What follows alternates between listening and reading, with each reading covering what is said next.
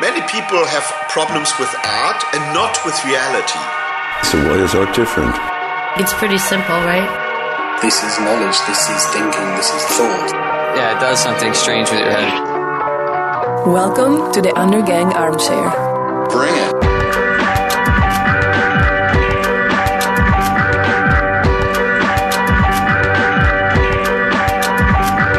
Yes, welcome to the Undergang Armchair. My name is Ando. Today we're rebroadcasting one of my favorite conversations that we've had on this show with the venerable Darren Almond. It was from last year. It was recorded at Gallery Bo Bjerggaard on the eve of the opening of his show. He was sharp, he was accessible, he was kind, and so probably not incidentally, he's a very, very interesting artist. It's a fascinating conversation, so I am just going to leave it at that. Please enjoy Darren Almond, ladies and gentlemen.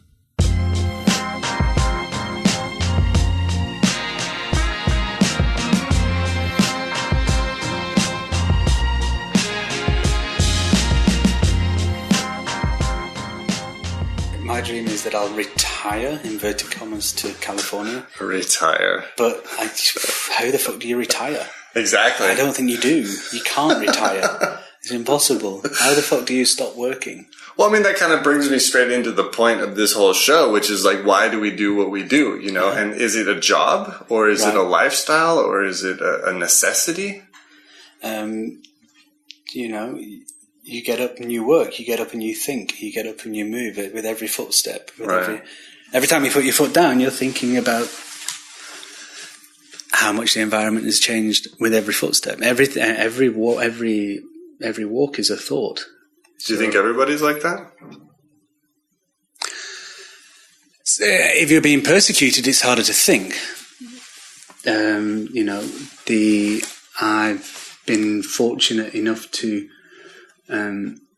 escape the kind of working persecution of the landscape of the people that raise me. Are you talking about being lower middle class and having to work constantly to make money? Being working class, coming from a family of miners, right? And and grandparents from the war, grandparents miners, father labourer, and didn't of limited education, right?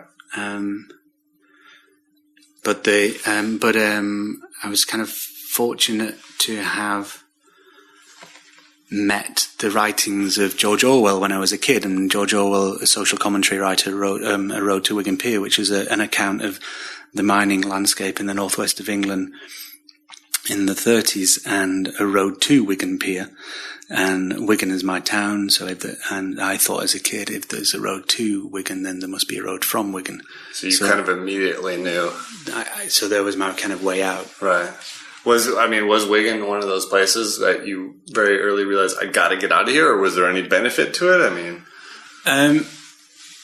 well, the only time that family members would leave the country at that time was if they were sent away to war. So the only kind of exotic imagery you would come across in the family album would be like your great grandfather on horseback about to go to battle, or it would be my granddad in the desert in a tank or something like this. That was the only time you would leave the country. There was all my family, and my mother lives in the house next door to the one that she was born in. It's people didn't move. It's only through her first visit to London, the capital city of her own country, was only made when she was in her late 40s, when she was coming to visit me, It's wild how much that has changed in a single generation. Really. Unbelievable. Yeah. My great-grandfather was killed in World War I, and my great-grandmother remarried with a Norwegian man who moved to America in the time where you could give somebody $5 and buy, a huge plot of land, build a fence, and just go. And these are the same thing. He emigrated and then never went anywhere. That ranch that was it. And the children were raised there, and the family's still there in a lot of ways. My mom was one of the people who, like you, said, I am out of here. Right, okay. And bailed. There's Norwegian. Is it in the west coast of California? Oh, along from Santa Barbara. It's Danish. Is that it? town, which is like some sort of weird Disneyland Danish culture. Have you seen it? Yeah, of course. Solvang. Yeah, Solvang. That's it. Solvang, the land of the blue oak trees. Or that place is wild. Exactly the same trees that they had over here. Went all that way and shit. Yeah, no, there's those weird kind of like socio-cultural things about the U.S. but it's not Danish at all in a weird way. You go there and these are Americans, and then I saw a very interesting piece about that area in which they talked to all the people who worked in the kitchens and the restaurants there who are of Hispanic origin. Right. Just like every other restaurant in California. And here they are in this town, which is ostensibly 100% Danish. Right. And they come from the Yucatan, and they're just kind of like, I guess this is where I work now, and there's that really weird clash. Yeah. But back to the thing, it's just interesting that there are these jumps. So how did you get out? You just decided, I got to get out of here. I got to go see something else. I got out through, I was handed, my grandfather gave me a portrait of him, that was made during the war, before he died I was very close to my grandfather. He lived next door, and he gave me this drawing, which is a portrait of him that was done in pencil by a German soldier in the war that he'd caught, and it was the end of the war, and he had to march these Germans back he was told to take them into Berlin, and on that march, he traded a packet of cigarettes for this portrait to be drawn, and he handed me that drawing before he died. He died quite young of cancer. I was kind of 11 years old at the time, so I was quite distraught. It was my, it's quite an age to approach the idea of death, I suppose. That kind of infinity. Right. So right next door. And then I had this drawing, and that's the first piece of art that I'd kind of come into contact with, and it had a huge emotional resonance, and I had it on the wall next to my kind of bed, and I've lived with it ever since. It's in my studio now, where I sit in London. I've always kind of carried it with me. So as a kid, I was the go-to boy if you needed something drawing. So you just started as a young age. I was always the drawer of the class, the set maker, the whatever. And was that a positive position? Or it was great. Position? It was fantastic, because I was quite little, so it kind of it stopped me being bullied a little bit. Right. And then one of my teachers mentioned this idea of college and university, and these were words that had never been uttered in the family. It's like, really? You can go, after school you go, really? Wow. You don't go straight into the mines? Really? God. Well, my parents and I finished school when they were like 14 and just worked ever since. Yeah.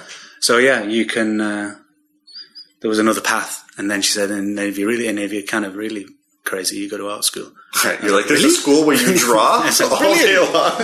I'm going. So, And was that from a pretty early age? That was from a very early age. Yeah. I think I kind of nailed that. I got myself some direction from. I was fortunate to have it really early, like 8, 9. I kind of knew what my strength was, and then and then you kind of, as you're being taught all the other subjects as you're at school, you kind of realise that art kind of brings everything. Everything falls into the basket that is art. Right. If you're looking for it, you can see it everywhere. Yeah. Was it a big shock when you went eventually to art school? Was it a big shock? I was surprised at how unimpassioned a majority of the students were. It's just like any other school after a while, it turns out. Yeah. I was a little alarmed at how uninvolved. Immediately? Kind of. I mean, but it was there was a real kind of lust and desire for me to be there. Right. I mean, that must reflect in you, in your engagement. Mm-hmm. Yeah, I think so. I mean, I went to one of the only art schools that solely was involved in the teaching and practice of making art. Winchester. At the time, it was Winchester and Norwich. What I mean is that they're not affiliated to any other universities. So you wouldn't have a discourse with other sciences or other medias, or it was just basically straight studio practice, art-related school. And it was on the outskirts of London. I was still a little bit scared of going to the big city because of you saw on television, because of my heritage. Nobody had been there, so it kind of functioned quite well. It was in a kind of a sleepy, pretty town called Winchester. Was it more of a technical education, or were they very classical? Or I applied for. It was divided into painting and sculpture, and I applied to do kind of both. And there was a little bit of a argument between the staff as to which department I should go into. But I opted for sculpture basically because it was on the ground floor, so you could practically drag whatever you wanted into the studio and then drag it out and throw it in a skip. Which you then proceeded to do. Yeah, exactly. And my tutor he kind of came through the teachings of Caro. So John Gibbons is his name. He came through this kind of abstract style expressionist school of sculpture through Anthony Caro that had come, but he'd been at St Martin's, so it was quite lively, and it was a good time. I had a great library. Lively is key. Yeah. You know, art school can, like you said, there's a lot of unengaged people, strangely enough. Yeah. Which I always found especially interesting in America when you're like, you know how much this costs, right? Sure. You should really maybe. Yeah. But that's also the strange thing about going to university at an age in which you're also figuring out what it means to be an adult, quote unquote, what it means to be a sentient being in our society. Yeah, you're learning how to wash your socks and shit like that. Right, and I spent a lot of time boozing instead of getting work done, you know, and that's part of growing as well. Sure. But did you ever consciously say, okay, I'm going to make a go at being an artist? And I mean in terms of like, you know, at a certain point money enters the picture. It has, you know, people are artists, they draw at night after their jobs or... You know, it was destined to fail. That's, you know, it's the kind of a practice that was bound to fail. That's the thing. What was? Art. You know, I was very... expectant. I mean, I just thought that I would leave art school and then just have to get a job, right? And that would be it. The minds of you. But I thought that you would know, people would know if you were an artist. You know, right? You still had that in you. It was some sort of... It was obviously apparent, right? I thought there's no, you know, you would know because people wouldn't. It's just, you know. I never had that kind of overwhelming self-belief and confidence to introduce myself as an artist. Well, I was kind of embarrassed by that kind of idea. Well, that's kind of the question I keep coming back to is why do you choose to do this? Because it's one of those things people tell you your whole life. You basically can't do this. It's not a job. You won't. Nobody makes a living except for a very selected few. It's like being a rock star. You know, it's, that sounds great, but what are you really going to do? Right. You know, and at some point there must be some sort of like forward momentum or self-chosen moment which goes into taking that step and saying, I am going to do this. I got a job, you know, that as soon as I graduated, then the next day I was kind of back up north, back in Wigan, back where I belonged, and got a job. With your people. Back with my people. Got a job, and then in the place that I worked, I kind of got a studio out the back, so I would work through the nights building my sculpture, and I was attempting to kind of get into another college in London. For like an MFA or something? Yeah, exactly. And then I came down and visited my tutor who lived in London and showed him the work that I was making, and he kind of laid it out flat and said, well, why do you want to go and do an MFA? Why do you want to go back to college? Because you're doing it. Right. You are doing what you are doing it. You are surviving and you are making art. So you're already doing it. Right. There's nothing, you know, what's your problem? Right. So then I moved to London, and I was wandering down Oxford Street and was very pleased with myself. I kind of moved down on Christmas Eve to kind of prove a point to, I don't know, my parents or me. I don't know, no idea. I mean, that was a little bit, I'm going, it's Christmas Eve. A little dramatic, but it's, it's good for the biography. Huh? So I came down and slept in my mate's bath and stuff. I didn't have that much money at all. And then I had to find a job. I was wandering down Oxford Street, and there was a sandwich chain had just opened called Pret a Manger. Oh, that place is good. Yeah, well, the first one had just opened, and I walked in and said, anyway, they interviewed me, and they said they're going to open another store, and you make a great manager, because I kind of cooked my way through college as well, part-time in the evenings. So I was pleased with myself. I got myself a job, and then I wandered down Oxford Street, and I looked over the left-hand side, and on Dering Street there was Anthony Doffé Gallery, and I walked into the Doffé Gallery. And back then, in the very early 90s, it was pretty much the only gallery in London, contemporary art. Right. There was the Listen Gallery, Doffé, Victoria Miro, but it was pretty much just Doffé. And I walked in, there was a Bill Viola show on, and just as I was leaving, as the door opened, I opened the door to leave, and I turned around to the girl in reception and said, have you got any jobs for a technician? And she said, oh, the head technician's just quit this morning and he's emigrating tomorrow to Australia, because that's the only way you can leave this place. Come in tomorrow and have an interview. So I came in the following day, went and bought myself a second-hand suit from Oxfam, looked ridiculous, went in and had an interview, and I persuaded them that because of my pizza making abilities in Winchester, I was the man that you need to put in charge of your Warhols. That's it. It's similar to running a projector. Yeah. And so they gave me the job, and fortuitous. And the next week, I was in the stockroom surrounded by 300 Boyce drawings and Baslitz paintings, Naumann sculptures, and having to deal with the deinstallation of the one of the shows, and that happened to be a sculptor, Reinhard Mucker from Dusseldorf. And one of the great things about Wigan was that the art school where I did my foundation course, the art school had this amazing library and an amazing subscription to all the art journals and magazines. And so that's how I was able to fuel my kind of interest. And so your eyes were already open, you could say. I'd seen a lot of stuff through the magazines, but and he had stood out. He'd been somebody that I'd kind of focused on.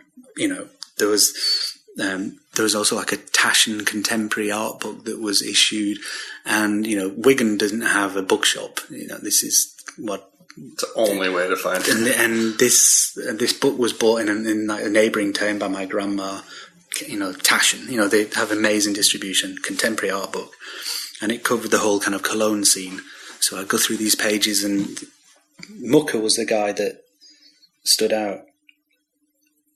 And then there you were. There I was, and because Reinhard's very particular and fastidious about how his works moved and handled, he was over for deinstallation. So I met him, and he was great. He was a regular guy. We did the work together. We had a beer. We spoke about football. He had a fascination with trains, and then just having that contact with somebody, I was like, huh. Isn't that nice? It's like you're not this thing on a pedestal. You're just a guy. You're a guy.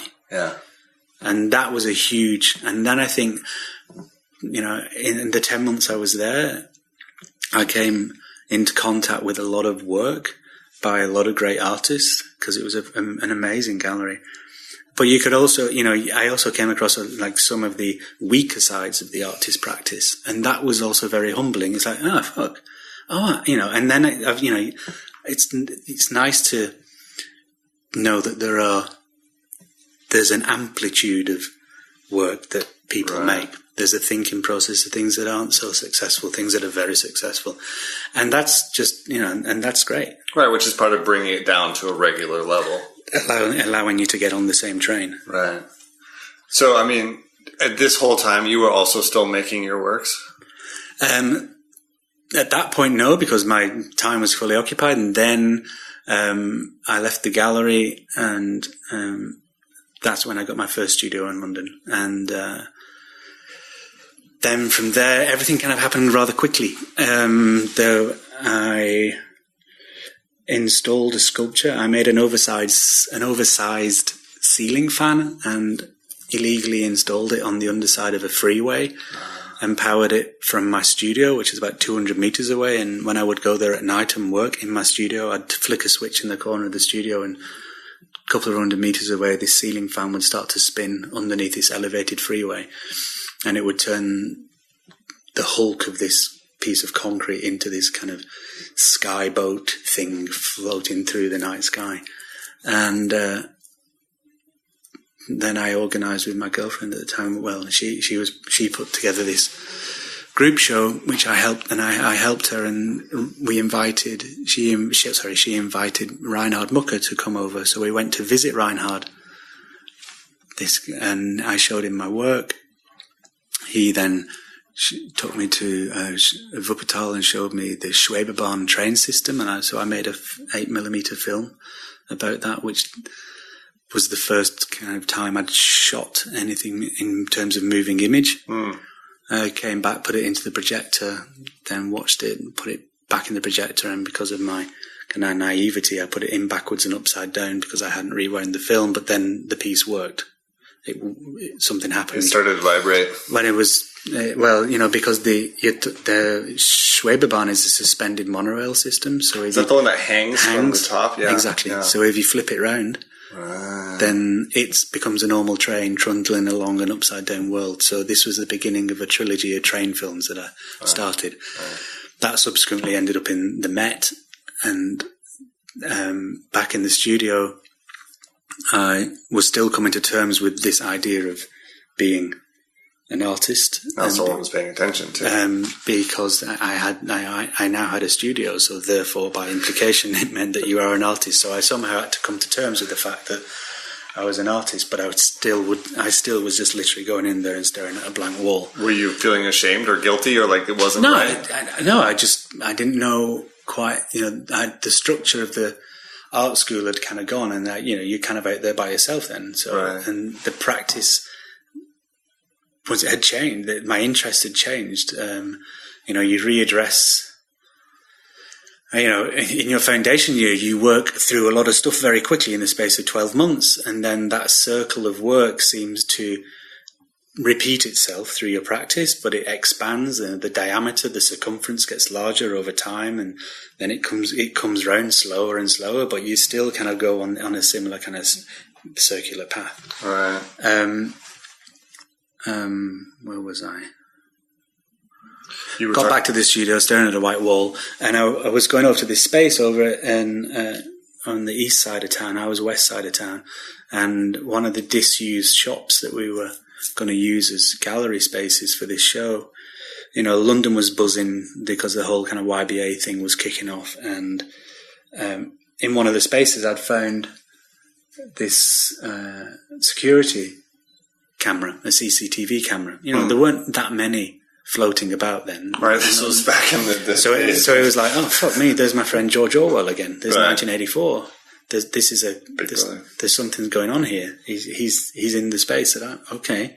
So I took the camera back to the studio, started fucking around with it, breaking it, pulling it apart, and decided that what I should do is probably try and do a live link from my studio to the exhibition space. Are we in the mid-90s here? This is mid-90s. This is early 90s, so this is when people were still running around answering pages. Right. And only a few people had a cell phone.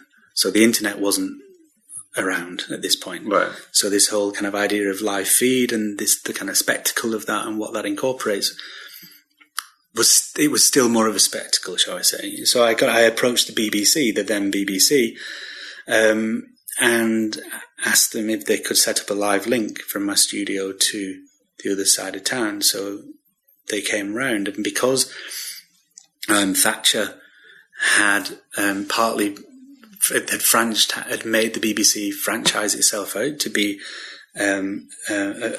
more business savvy. They were privatized. More privatized. They were allowed to rent their equipment. And you could call them? You could just call the BBC? I just called them up, and they came over. And so I sat in my little cold studio, kind of like, didn't know what was going to turn up. And then this guy turned up with a pair of binoculars and a compass. And I was like, huh? I was expecting like a big truck and stuff. He said, no, I'm just going to look at let me get to the roof here. So he went up onto the roof of the building. And from the roof of the building, he could see television centre, which was kind of a mile away in Shepherd's Bush. He said, I've got a line of sight there. Okay, that's good. So what I'll do, I'll send a microwave beam from here to that building in a straight line. Then underground cables can go about 30 miles. We have an antenna in the south of London. So the signal will go 30 miles underground, up the antenna. They'll then send a signal to some guys on top of a high-rise in Brixton on the south side of the river. They'll catch the signal. Then they'll turn around and send a signal to a high-rise behind where you want to go in the northeast of London. They'll catch the signal, and then we'll probably get 400 metres of cable and run it and plug it directly into your projector. We'll have a live link. Shit. So okay. That sounds great. That sounds good. Perfect. Thank you very much. It makes me think so much about what a transitional time that was, too. Because if you think about the infrastructure involved with that, now you could do it with one friend with a little bit of internet savvy. You know, like that's all there would need to be. Yeah.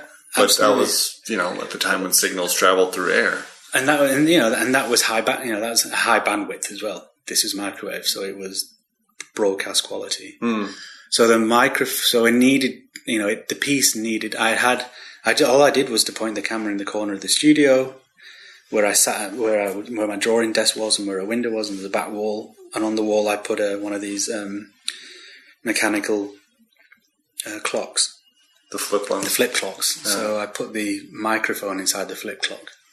And then the live feed was sent and it was projected life size. So you walked in, it was like it worked like a camera obscura in part, a kind of digital one.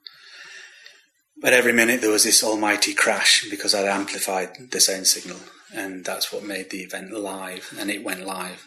But people came to the opening and were kind of curious as they thought it was a video projection.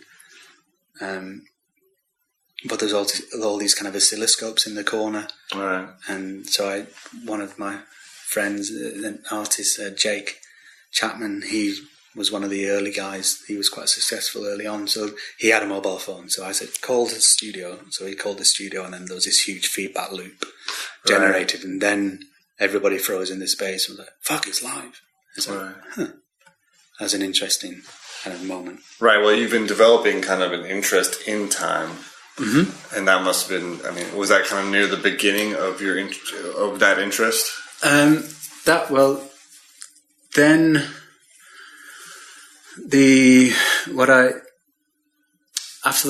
that event, I was asked by the ICA to enter this competition, which I did and won. So that meant that I could do a show. I was able to do a show there. So I set up another link with the prison.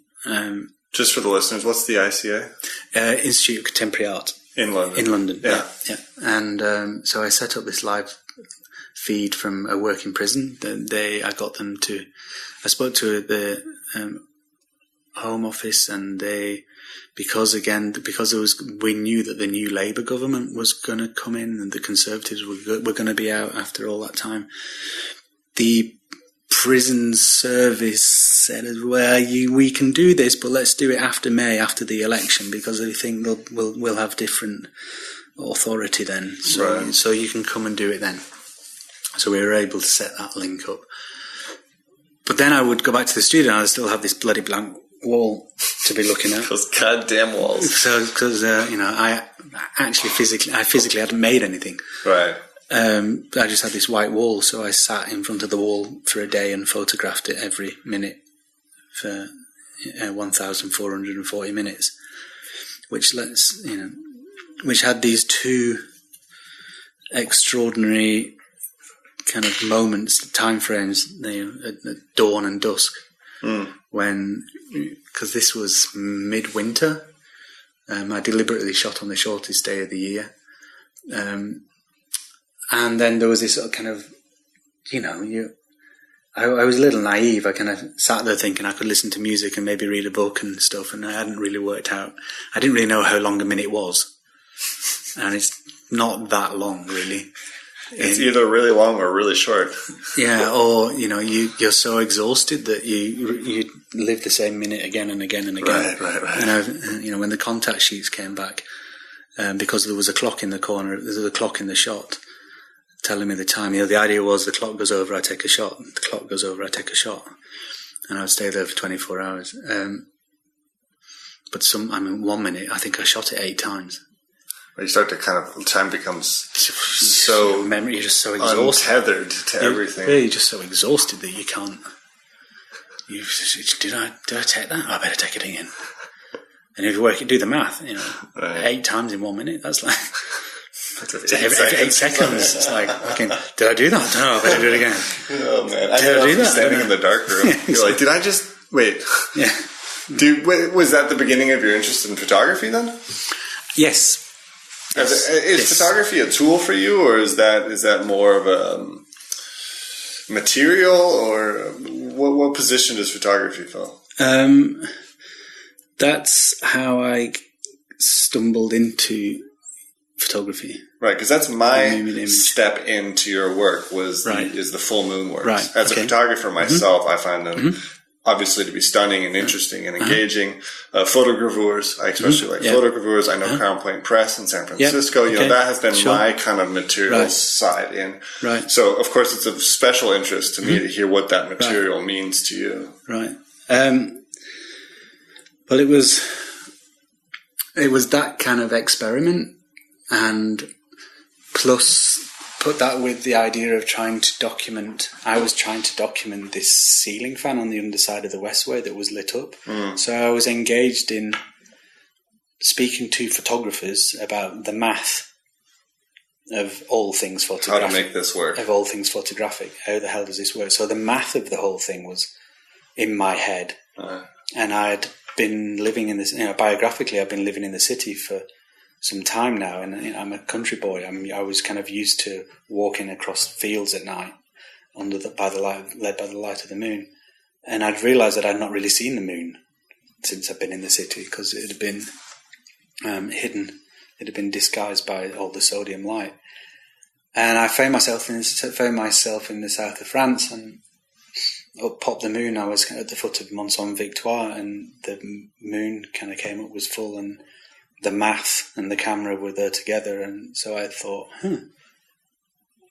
maybe an exposure of 15 minutes would do it. And it did. And I got this image back.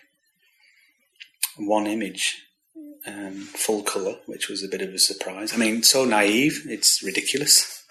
But I think that, you have to, there's a theme in the show of this kind of zero. The zero is becoming quite important to me now at the moment. It's this idea of, there's a sculpture on the wall called The Either Side of Nothing, and you have to, it's this idea, it's kind of almost like it's a kind of Zen idea where you have to know nothing in order to understand anything. Is that the plus minus? Yeah. And so sometimes at the time I felt I didn't really know anything about photography, but that was, you can shift, you can forge your own little kind of path into the medium that way. So then this image just kind of sat in my studio for some time, and I a year or more, and which I just kept staring at this image and was compelled to look at it, and couldn't work out why I was drawn to this image, to the light in the image. And it wasn't just aesthetic reasons. It wasn't. No, there was something going on that I couldn't nail, and then the more you kind of analyze it, you start to work it out. The shadows are. Because of the duration, your light source is moving. So you have a constantly moving light source through the exposure. So that softens, erases all shadows. Right. So the shadows go. So you have this kind of apparent bright light, but there are no shadows. It's like, whoa, hang on a minute. So there's part of your this is the landscape this is our dreamscape. What landscape is this? Right. Where is this? Well, unlike other photography, it's also an image you can't see in your real life. When you stand there and take that picture, it doesn't look like the final result. No. That you're exposing more. Right. You're going beyond the realms of your internal shutter speed and workings of your own eye. Yeah. But there was kind of a little bit more to it as well. There's always a little bit more to it. There's you're giving, photography is controlled by time as well as light. It's the combination of the two. That's the math side of it. And you're giving. I shoot on film, so it's an organic process initially, and this. What you're taking something that's been designed to live for 1/60th of a second. You're giving it a lifespan that is infinite, exponentially enormous. You're taking it up to 15 minutes, half an hour, 2 hours, weather dependent. It's a live event. You've got to sit there and watch the weather. You've got to be engaged with what happens in the landscape at that moment, throughout its whole duration, in order to get the exposure. And therefore you're given the landscape time to express itself, right?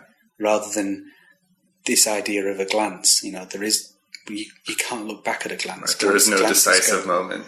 No, not at all. No, and you're also allowing other currents that take place in the landscape to present themselves. So you can level the ocean, but you will reveal the current, right? Which you don't see, right? I wanted to ask Bill about travel and location too, because you seem to specifically work on location. You go places to make works. Again, maybe you're trying to get away from that white wall in the studio. But like you clearly location and travel is important. You were part of the Arctic show. Is that exploration, or is that actual realization of ideas, or? I get led there by writings from other people. So I was invited as a direct result of starting the Full Moon project. I did a show at Take Britain with Turner, and because I'd followed in his footsteps in the early stages of the Full Moon series through the Alps. That was seen by this charity that was set up to clear the beaches of Antarctica. So I was invited to go down and be, in inverted commas, the artist on board at the end of the season. And the boat was it was a small sailboat that when it was the end of the Antarctic summer, the winter was coming in, the ice was forming, and we sailed around for a month or so down in Antarctica. And this was had a huge impact upon me. Because Antarctica, as you know, is a landmass. It's a large landmass. It's twice the size of Australia. But down in Antarctica, if you're at sea level, you're also above the clouds. Because there's no tree line. So if you look vertically at the globe, our existence is predominantly within the tree line. Right. And in Antarctica, it's non-existent. So you're in a landscape that we're not designed to be in. So it erases our existence. So it clears your mind. The first night I was there, I remember it was the first night on board the boat, and I slept, and then I had this dream, and everybody I'd ever met came into the dream. But literally everybody. Kids from my primary school, everybody. It was exhausting. Some sort of weird reset button. But it was a complete reboot. And then kind of slowly you kind of crawl back into the civilized, developed world. You come back and you sail back across the Drake's Passage. I've never sailed before, and the next thing I'm chained to a boat crossing the roughest ocean on the planet. Huge swells albatrosses behind us, waves 90 feet tall, just like, what the couldn't eat, couldn't sleep, couldn't drink, it was kind of torturous. But then your visual palette is changed as well. Then you come back and you start to see green, and then you see a horse with 4 legs and stuff. Right. But then you get given pathways to follow, and this is a little bit confusing. Right, I guess there are no pathways in there. But no, you're free to go wherever you need. Anyway, so I then suppose that because I've been to Antarctica, it made sense that I went to the Arctic, and I had my kind of and I wanted to go and have my kind of Caspar David Friedrich moment up in the Arctic and look for ice. And I was going to I wanted to go in via Russia, because I was rereading kind of histories of the 20th century, Russian 20th century, and in particular I focused on Joseph Brodsky, and he, the poet in exile that lived in America, but he was sent to a gulag in, his crime was his writing, and he was sent to Archangel. So I was hoping to go via Archangel to Murmansk, and there I would find my ice, and I could continue my Full Moon series in following the kind of romantic tradition. But when I got to Murmansk, the submarines, the nuclear submarines, are stationed there, and a war had broke out in the Gulf somewhere, and I turned up in Murmansk as this American with all this camera equipment. You were just American? Well, you spoke English, you're American. Right. That's, you had camera equipment, you're American. And so they wouldn't let me go anywhere. They were literally like, no, won't take you there, can't take you there. And I'm like, they wouldn't let me leave the city, the boundary of the city. So I turned around, went back to St. Petersburg, and there I met with this guy who had this museum that dealt with the Arctic and Antarctic. And he said, if you're looking for ice, then go to Dudinka. And Dudinka is in the Taimyr Peninsula, which is central northern Siberia. So way up in the Arctic. And Dudinka is an old medieval port on the Yensi, which flows north from Novosibirsk. It flows up and into the Kara Sea, which is high up in the Arctic. And that's the route that the nickel comes from Norilsk. So that's right, there, those huge nickel mines. The largest in the world is the nickel mine that controls the price of nickel globally. Right. But they also, which is why this lesson 0 is shot. So by accident, I ended up in Dudinka, and that's where on the ice there is where I shot the video Arctic Pull, which is what was just screened at Louisiana in the Arctic show. And as I was leaving Dudinka, I spotted this broken railway bridge, and the timbers that made the bridge were incongruous to the landscape in terms of scale, because all the trees were really fine and spindly, and most of them looked dead, and I had no idea. They looked burnt. They looked like they'd been a huge forest fire, is what I thought, but that kind of looked weird because there was snow on the ground. And there's snow on the ground for 10 months of the year. So how did they have not much fire opportunity? How much did they have? What the hell caused the fire? And I literally, naive questions again to the taxi driver. And he said, "Oh, well, that's a kind of silent monument, the broken railway bridge, because that's the first railway that was constructed between Dudinka and Norilsk Nickel."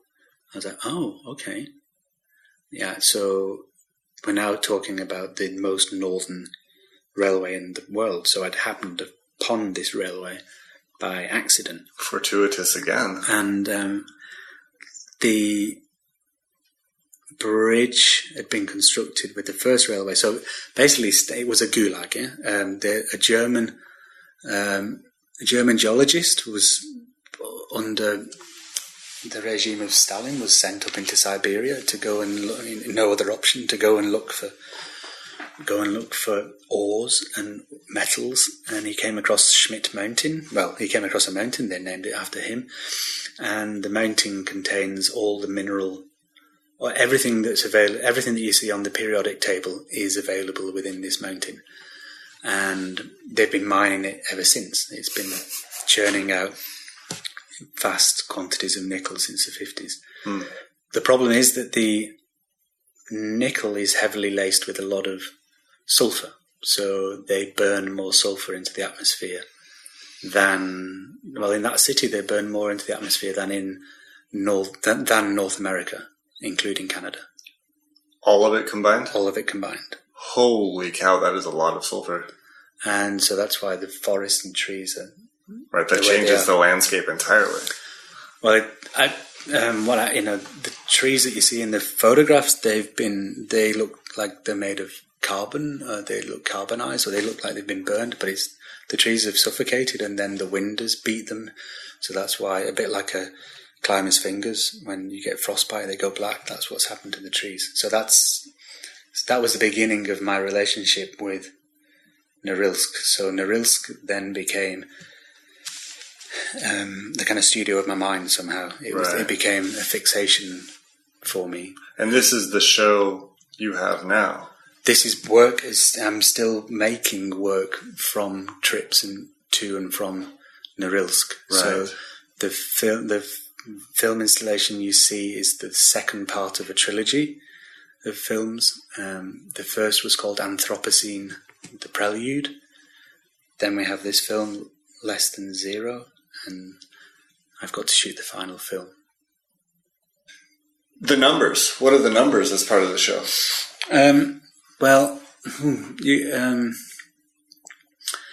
You get to the numbers through language somehow. As I was saying, Brodsky kind of guided me across the Arctic. He kind of guided me through the landscape of all things Russian.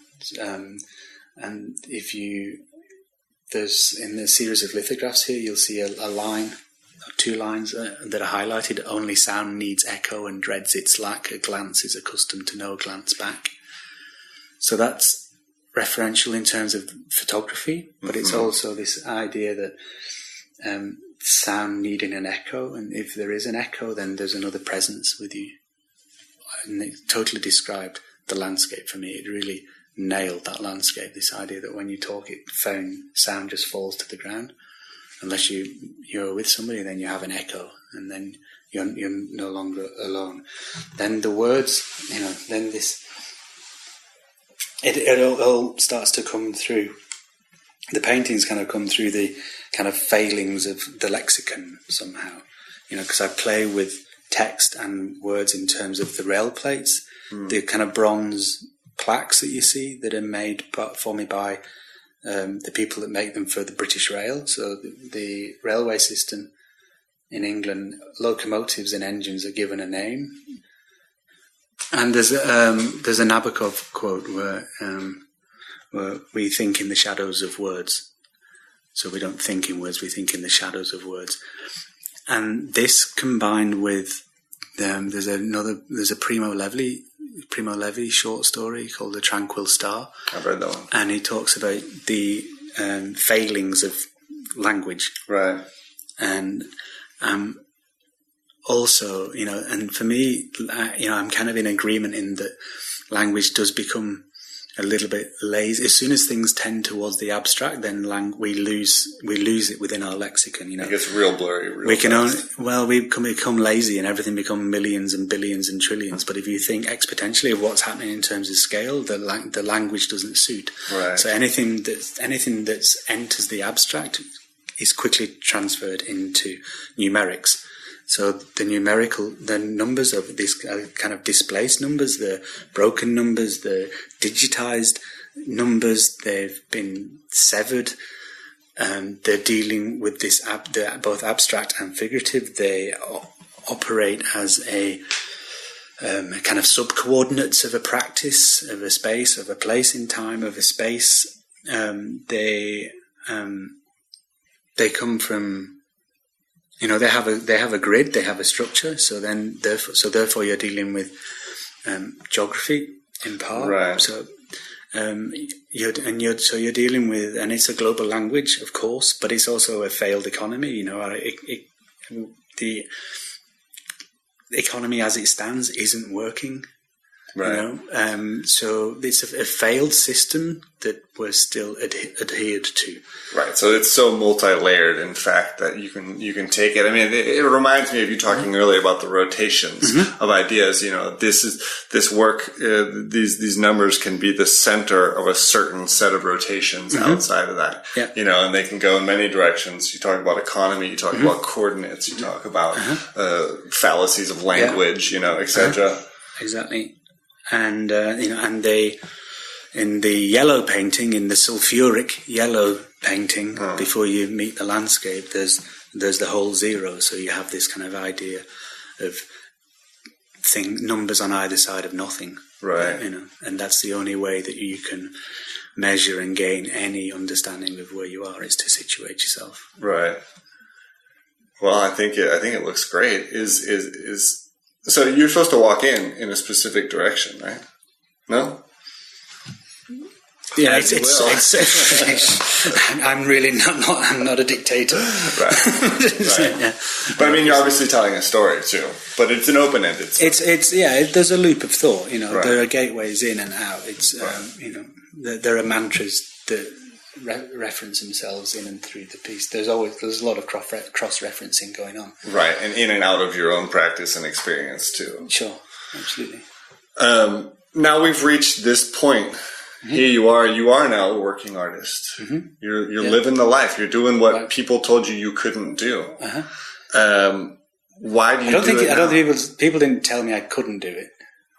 Society didn't. I mean, for me, I thought I couldn't do it. Okay, so you told yourself even you couldn't do it in a way. Yeah, I presumed I couldn't do it. Yeah, I mean, that's kind of what I mean. Is it's just that weird knowledge everybody has that being an artist is like being a rock star, being the president, or being a prime minister. Somebody else gets to do that, not me. Yeah. But now you are doing it. Why do you do it now? I mean, you spoke earlier about retirement in a very facetious way. Yeah, but you can't. I mean, you do it because it's you. That's what. This is how I engage with the world. Right. This is my way of learning about my situation, coming to terms with where I am, trying to pass this on to my children. This is my understanding. This is knowledge. This is a walk. This is knowledge. This is thinking. This is thought. This is the journey. This is it. This is the small glimmer of light between an infinite darkness. I'm here for this short, tiny, tiny fraction of time. I can't really think of a better reason to do it then. So, is art important? I don't just mean to you, but of course. It's the only thing. Huh? It's the most important energy. It's in everybody. Even if you're told it's not, it is. That's wild.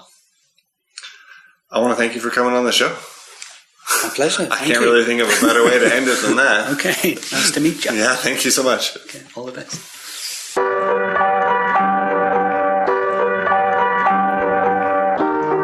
Thank you guys for listening to this episode of the Undergang Armchair.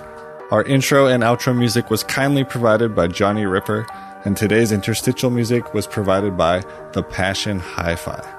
You can find links to their music and tons of other conversations with great artists on our intercontinental fiber cable of a website, undergang.net. This show is produced in part with the kind support of the Danish Arts Council. Thank you for joining us, and don't forget to tell a friend.